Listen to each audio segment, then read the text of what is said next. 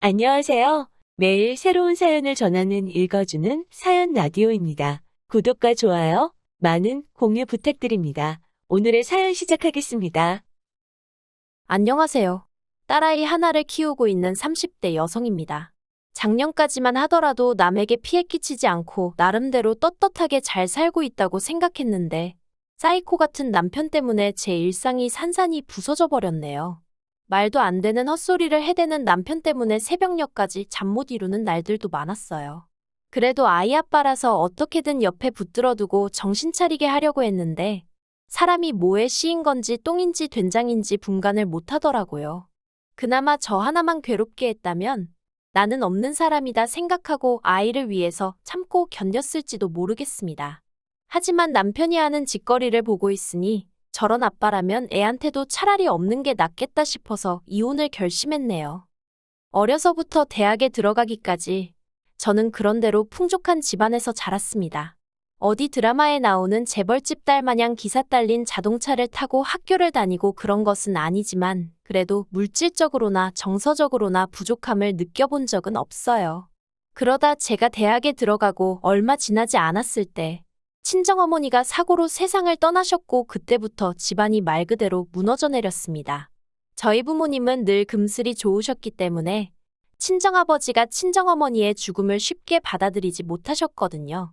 그래서 친정어머니가 떠나신 이후로 친정아버지는 술에 의지하는 날이 늘어만 갔지요. 그리고 저는 저대로 그런 친정아버지를 보고 있기도 괴롭고 그렇다고 제가 달리 할 수 있는 일도 없었기에 오로지 공부에만 매달리기 시작했어요. 남들은 인생에 한 번뿐인 대학 시절이라며 미팅부터 시작해서 산으로 들로 돌아다니기 바빴지만 저에게는 그저 사치에 불과했지요. 그렇게 4년이란 시간이 흘렀고 어느덧 제가 대학을 졸업하던 날이었습니다. 우수한 성적 때문인지 저는 교수님 추천으로 그 많은 졸업생들을 앞에 두고 강단에 서서 학교 대표로 연설까지 하게 되었는데 그 모습을 친정아버지께서 보고 엉엉 우시대요. 그리고 그날을 계기로 친정아버지는 다시 예전의 모습을 되찾기 위해 노력하시기 시작하셨어요. 이후로 10여 년의 시간 동안 저는 회사 내에서 승진에 승진을 거듭하며 인정을 받게 되었고 친정아버지는 재기에 성공하셨습니다. 두 사람 다 어느덧 안정세에 들어섰던 거지요. 그리고 하루는 친정아버지께서 먼저 저에게 이제 당신에 대한 책임감 같은 건 벗어던지고 제 인생을 찾으라는 거예요. 사실 친정아버지께 말한 적은 없지만 언젠가 제가 시집이라도 가면 친정아버지는 혼자 되실 거란 사실이 그게 늘 마음이 쓰였거든요. 그래서 결혼은 고사하고 연애는 생각해 본 적도 없었는데 친정아버지께서 이미 제 생각을 전부 눈치채고 계셨던 모양이 돼요. 그리고 얼마 후 아버지의 권유로 소개팅이라고 해야 할지 맞선이라고 해야 할지 아무튼 남자를 만나보게 되었어요. 아버지 지인의 친척의 아들이라나요. 시청에서 일하는 공무원으로 사람임 성실하고 우직하다는 얘기만 듣고 나간 자리였습니다. 솔직히 연애를 한 번도 해보지 않았던 저로서는 그런 자리가 많이 어색했어요. 그런데 남편 쪽에서 어떻게든 분위기를 재밌게 띄워보려고 노력하고 있다는 것 정도는 알겠더라고요. 그리고 돌이켜 생각해보면 이후로도 남편이 만남이라던가 연락이라던가 먼저 이끌어갔고 저는 따라가는 듯한 모습으로 연애를 했네요. 그러다 결혼 이야기가 나왔는데 친정아버지가 워낙에 남편을 마음에 들어 하셔서 그냥 결혼하는 게 당연히 맞다고 생각했던 것 같아요. 남편은 탄탄한 직장을 다니고 있기는 했지만 10년 차였음에도 불구하고 연봉이 4천 정도였어요. 전 7천 정도 받고 있었고요.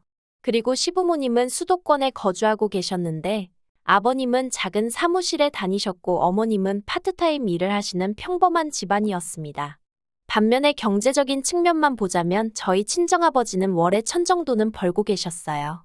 주말에는 친구분들과 골프도 치시고 여행도 다니셨고요. 하지만 여러 가지로 나은 조건에도 불구하고 제게 친정어머니가 안 계시단 이유로 친정아버지는 늘 제가 시부모님에게 미움을 사진 않을지 싫은 소리를 듣진 않을지 걱정을 많이 하셨어요. 그래서 결혼할 때도 한사코 괜찮다는 저를 만류하시고는 30평대 아파트를 해주셨지요. 그렇게 결혼을 하고 한동안은 여러 가지로 안정된 생활을 해나갔어요. 열렬히 사랑해서 한 결혼은 아니었어도 드디어 내 가정이 생겼다는 만족감도 컸고요. 시부모님도 저를 복덩이라 부르며 예뻐해 주셨지요. 하지만 소위 집해온 끝발이라고 해야 하나? 그런 건 얼마 안 가더라고요.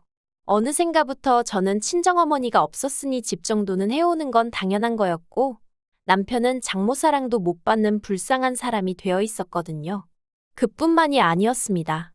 일적으로나 뭐로 보나 제가 남편보다 훨씬 바쁜 상황이었는데도 어머님은 툭하면 별것도 아닌 이유로 저만 오라가라 하시대요. 남편이 굴러코 하는 김장김치를 좋아하니 와서 배워라. 이모님 오셨으니 와서 인사드려라. 말이 좋아 인사드리는 거지. 와서 이것저것 잔심부름하란 부름이었지요. 그렇다 보니 이러려고 결혼한 건가 싶은 생각에 지치고 우울해지고 차라리 혼자 사는 게 낫지 않을까 하는 생각도 들대요. 그래도 친정아버지가 걱정하실까봐 차마 이혼은 엄두가 나질 않았어요. 그러다 결혼 생활 2년 만에 아이를 갖게 되었습니다. 원래 아이를 가질 생각은 없었는데 그날따라 회식하고 온 남편이 어찌나 달려들던지 도무지 제 힘으로 어떻게 밀어낼 수가 없었거든요. 그런데 그렇게 임신이 되었더라고요. 다른 여자들은 임신했다고 하면 좋아하고 기뻐하던데 저는 그런 감정보다는 제가 좋은 엄마가 될 수 있을지 걱정이 컸어요. 그래도 남편을 비롯해 양가의 임신 소식을 알리니 다들 제 예상보다 훨씬들 좋아하더라고요. 그래서 다시 한번 제 결혼 생활에 있어서 의지라고 해야 할지 마음을 다잡았네요. 그러다 작년이었어요. 친정아버지가 사업을 정리하시고 이후로 부쩍 적적해 하셔서 제가 자주 찾아뵙던 시기였지요.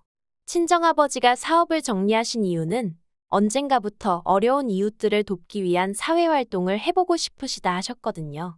이미 노후 준비도 다 되어 있으셨고 저도 저대로 제 밥벌이는 넘치게 하고 있었으니 아버지의 꿈을 응원해드리고 싶대요. 그래서 제가 조금 부추긴 면도 없잖아 있습니다. 그런데 막상 정리하고 나니까 어딘가 허전하다며 아쉬워하시길래 제가 틈틈이 찾아뵌 거예요.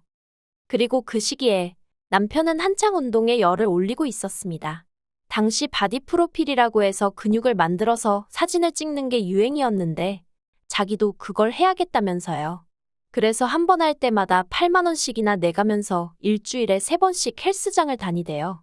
대충 계산해봐도 한 달에 100만 원은 우습게 깨지더군요. 하지만 제가 그렇게까지 해야겠냐고 하니까 자기가 돈만 벌어오는 기계냐면서 자기도 자기 좋은 것 좀 하고 살게 내버려두라고 말 그대로 생난리를 치는 거예요. 어처구니가 없어서 그래 마음대로 해라 하고 내버려뒀습니다. 솔직히 그것도 한두 달이지 하면 얼마나 하겠냐 싶었으니까요. 그런데 이게 웬걸. 하루는 남편이 할 이야기가 있다더니 공무원을 때려치고 헬스장을 해야겠답니다. 자기가 운동을 몇 달 해보니까 적성에 너무 잘 맞는다면서 자기도 자기 좋아하는 일을 업으로 삼고 싶다고요. 그렇지만 저는 남편이 안정적인 직장을 포기하겠다는 것도 걱정스러웠고 무엇보다 헬스장을 열 만한 여유가 없었거든요. 그래서 제가 현실적인 조건들을 조목조목 갖다 대며 안 될 것 같다고 했지요. 그랬더니 남편이 저더러 진지하게 생각해보지도 않고 무조건 안 된다고 하는 게 어딨냐면서 떼를 쓰는 거예요. 정말이지 가뜩이나 딸 하나 케어하는 것도 힘들어 죽겠는데 나이는 40씩이나 먹어가지고 헬스장을 차려달라는 남편을 보고 있자니 기도 안 차대요. 그러더니 급기야 남편이 미친 소리를 했습니다. 그날은 친정아버지 생신이라서 저와 남편 그리고 딸애까지 다 같이 모여 식사를 했는데요. 남편이 뜬금없이 저희 아버지더러 장인어른 많이 외로우시죠 하고 말을 꺼내는 거예요. 평소엔 생전 살가운 말 한마디 하지 않던 남편이라서 갑자기 왜 저러나 싶어 제가 남편을 쳐다봤습니다. 그런데 남편은 마치 준비라도 해온 듯이 저나 아버지의 반응에는 아랑곳하지 않고 계속해서 자기 할 말만 이어가더라고요. 남편이 장인어른 이참에 친구분들 많이 계신 곳으로 이사를 하면 어떠세요 하길래 제가 그게 어디냐고 어디 고향으로라도 내려가시라는 얘기냐고 물었습니다. 그러자 남편이 한다는 소리가 요새는 요양원도 잘 되어 있다대요 그러는 거예요. 순간 남편이 미쳤나 싶어서 요양원이 뭐 하는 덴지 몰라서 그러냐고 제가 화를 냈어요. 그랬더니 남편이 얼굴색 하나 안 변하고 자기가 왜 모르겠냐입니다. 그리고는 자기가 하는 일이 뭔지나 아냐면서 오히려 저한테 짜증을 내더라니까요. 친정아버지는 당황하신 얼굴로 요양원이란 단어를 몇 번 곱씹으시더니 내가 지금 거길 가야 할 필요가 있을까 하시는 거예요. 그리고는 슬픈 눈으로 허탈하신 듯 한숨을 푹 내쉬시는데 그 모습을 보는데 제 가슴이 정말 갈갈이 찢어지는 기분이었습니다. 저는 도무지 끓어오르는 화를 주체할 수가 없었기에 일단 아버지더러 대꾸해줄 가치도 없다고 신경 쓰지 마시라 했어요. 그리고는 남편더러 집에 가서 마저 이야기하자고 당장 따라 나오라고 했지요. 그렇게 집으로 돌아왔습니다. 제가 남편더러 도대체 무슨 생각으로 그런 소리를 한 거냐고 물었어요. 그러자 남편이 저더러 잘 들어보라면서 하는 말이 장인어른 은퇴하시고 제가 너무 그쪽에 시간도 많이 쏟고 신경도 많이 쓰고 그래서 어머님이 절 안 좋게 보신답니다. 그리고 아무리 제가 그렇게 해도 장인어른은 저 없을 땐 혼자이지 않냐면서 그러니 이참에 장인어른은 요양원에 모시재요. 그러면 요양원에 또래분들 많이 계시니 심심하지도 않으실 거고 제가 자주 들여다보지 않아도 될 거라나요. 그리고 장인어른 집을 팔아서 그걸로 헬스장을 차리면 될 것 같답니다. 자기가 부동산에 알아보니 장인어른 사시는 아파트가 거의 10억 가까이 가더라면서 그거면 번듯한 헬스장을 차릴 수 있고 그렇게 돈 벌어서 요양원비 내드리면 될 거 아니냐대요. 남편은 이 내용을 그동안 혼자 얼마나 이리저리 머리통을 굴려가며 생각을 했던 건지 제 반응은 신경도 안 쓰고 마치 외운 듯이 줄줄줄 읊어대더라고요. 그리고 그런 남편의 모습에 저는 정이 떨어지는 정도가 아니라 당장 어떻게 해버리고 싶을 정도로 치가 떨렸습니다. 제가 왜 우리 아빠 집을 팔아서 당신 헬스장을 차리냐고 미쳤냐고 소리를 질렀어요. 그랬더니 남편이 답답하다는 듯이 어차피 장인어른 돌아가시면 그 아파트 우리 거 되는 건데 뭐가 문제냐입니다. 양팔은 물론이고 등줄기에까지 소름이 끼쳤고 저는 남편더러 그런 생각을 하고 사는지 꿈에도 몰랐다고 당신 같은 인간하고 한 이불 덮고 산 내가 미친 엑스라며 더는 상종도 하기 싫으니 당장 내 집에서 나가라고 했어요. 어차피 집은 친정아버지가 해주셨고 제 단독명이었으니까요. 그리고 다행히 저는 남편이 못 나간다 안 나간다 버틸까봐 걱정했는데 남편은 남편대로 애 앞에서 제가 자기한테 말을 막 했다며 자기도 더는 안 참는다는 헛소리를 짓거리더니 짐을 챙겨 나가더라고요. 그리고 이튿날 다시 생각해보고 말고 할 것도 없었어요. 바로 친정으로 향해서 친정아버지께 저희 집에 들어오시라 했습니다. 생각해보니 아버지 혼자시고 저도 이제 딸이랑 단둘인데 뭐하러 따로 사느냐고 이제부터 한 집에 같이 살자고 했지요. 그러자 아버지는 사위가 싫어하지 않겠냐며 씁쓸해하셨고 제가 그런 인간 신경 쓸 필요도 없다고 했어요. 남편이랑 이혼할 생각이란 말과 함께요. 아버지는 이혼은 절대 안 된다고 펄쩍 뛰셨습니다. 다 늙은 당신 때문에 딸이 이혼을 한다니 당신은 그 꼴은 못 본다나요. 하지만 저는 그런 아버지께 아버지 때문이 아니라 내 행복을 위해서 헤어지기로 한 거라고 그러니 그런 말씀은 마시라고 했어요. 그렇게 아버지 짐을 드리고 동시에 남편 짐은 죄다 끄집어서 아파트 복도에 내놓고 있는데 그때였습니다. 남편과 어머님이 엘리베이터에서 내리더라고요.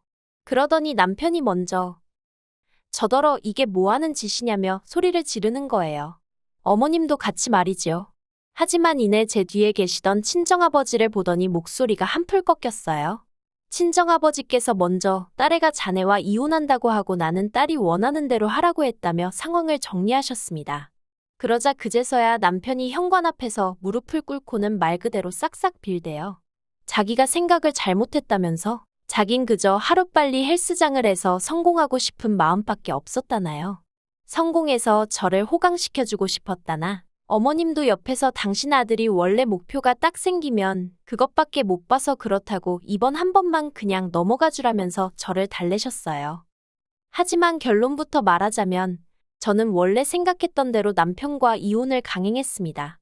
절대로 이혼은 못 해준다며 버티던 남편도 어디서 뭘 듣고 왔는지 저더러 양육비는 좀 깎아달라대요. 그러면 도장 찍는다고요. 끝까지 어찌나 찌질한 인간이던지. 그래서 한 달에 50만 원씩 받는 조건으로 협의 이혼했습니다. 솔직히 50만 원 안 받아도 딸 키우는데 아무 지장 없어요. 하지만 그래도 나중에 딸한테 네 아빠가 너를 모른 척하지는 않았다고 알려주고 싶어서 어떻게든 받아내기로 한 거예요. 그래서 지금 저는 회사 생활하고 아버지가 딸의 양육을 도와주고 계세요. 원래는 시터를 쓰려고 했는데 아버지가 저 키울 때 생각이 난다며 굳이 당신 손으로 직접 손녀를 챙기고 싶어 하셔서요. 하지만 제가 아버지더러 혹시나 좋은 여사님이 있으시면 데이트도 하고 그러시라고 아버지를 보채고 있답니다. 한편 이혼을 하고 나서야 알게 된 게 남편은 헬스장을 하고 싶다고 저를 조르던 당시 이미 공무원을 관둔 상황이었어요. 종종 행동이 생각보다 빠른 사람이라서 언젠가 저러다 사고 한번 치지 싶었는데 말이지요. 그래놓고는 꼴에 자존심은 있어서 저한테 말은 안 하고 어머님한테 돈 받아다가 월급 행세를 했던 모양입니다. 정말이지 이혼하길 100번 1000번 잘한 것 같아요. 가끔 딸애가 아빠는 언제 오냐고 찾을 때면 미안한 마음이 들지만 그래도 딸애가 자라서 이 모든 사정을 알고 나면 저를 이해해 주리라 믿어요. 앞으로는 제가 기둥이 되어 아버지와 딸애를 지키며 살아가겠습니다. 긴 이야기 들어주셔서 감사합니다. 오늘의 사연은 여기까지입니다.